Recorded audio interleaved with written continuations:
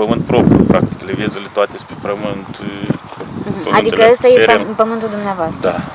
Da, a meu și al fratele, suntem doi fondatori. A familiei. Dar ați moștenit? N-am moștenit nimic. O cotă de la mamă, 1 hectar și 80. Și asta e toată moștenirea? Ca moștenire, da.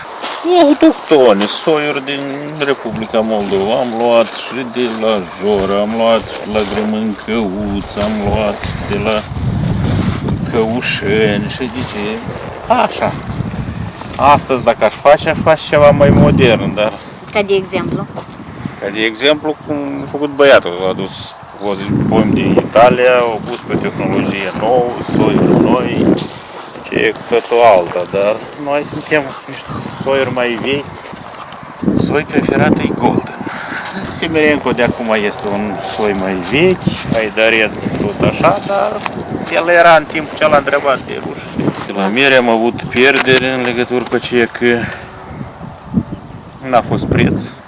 Noi aveam un frigider, am pus merele în frigider, le-am păstrat până iată săptămâna trecută și am vândut și cu 2 și cu 3, care este piața la export, așa și n-am putut ieși drept, n-am avut nici volume mari, dar practic de la miere... Cât ați pierdut anul acesta de la miere? De la miere în jur de 60.000 de lei pierdem.